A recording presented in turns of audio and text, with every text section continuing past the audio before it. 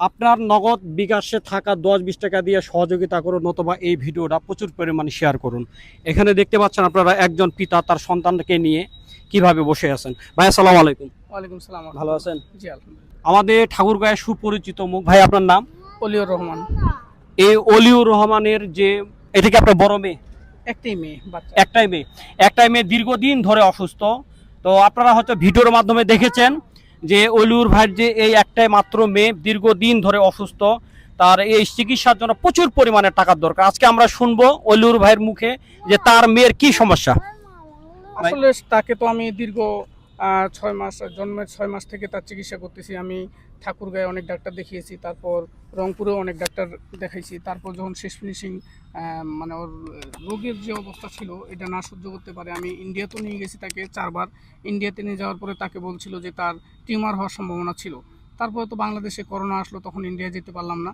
যেতে না পারার পরে তারপর তখন আমি পরে আবার 5 আগস্টের কারণে আবারও যাইতে পারলাম না। তারপর যখন ধরে রাখতে পারতেছিলাম না, খুবই করে, তখন আমি নিয়ে গেলাম ঢাকা পিজি হাসপাতালে।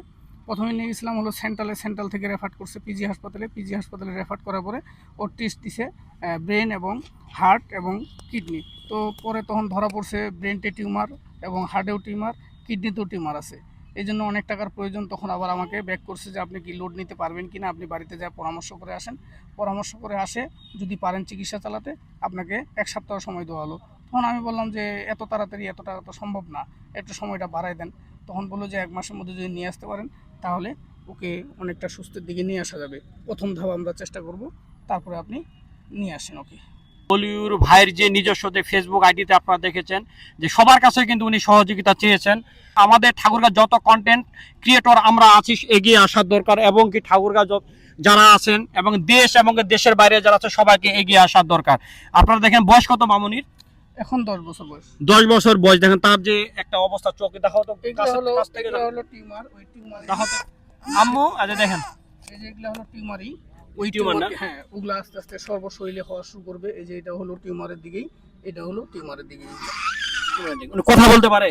কথা বলতে পারে, এমনি ওর প্রয়োজনীয় কথা যেটা সেটা শুধু বলবে, তাছাড়া অন্য কোনো কথা বলবে না। অন্য কিছু বলে না। আচ্ছা, ডাক্তার বলছে কি যে কত টাকার প্রয়োজন চিকিৎসার জন্য? এটা হলো প্রথমত 5-6 লাখ টাকা তো লাগবে প্রথম অবস্থায়, তারপরে তো একটার পর একটা ধাপ চেঞ্জ করবে আর কি। প্রথম অবস্থা 5-6 লাখ টাকা লাগবে, তারপর ধাপে ধাপে যাবে। জি। এই পর্যন্ত আপনার কত টাকা গেছে চিকিৎসার জন্য? এই পর্যন্ত তো মনে করেন যে কোটির কাছাকাছি আমার চলে গেছে।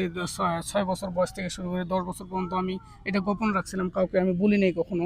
তারপর শেষে যখন আমার ওয়াল থেকে মানে পিঠ থেকে গেছে, অনেক টাকা ঋণ হয়ে গেছে, আমি পর্যন্ত 10 লাখ টাকা ঋণ হয়ে আছি।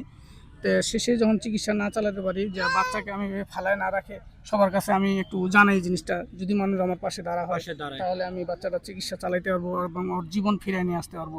আপনার কি বিকাশ নাম্বার আছে? এটা হচ্ছে অলিউর ভাইয়ের নাম্বার।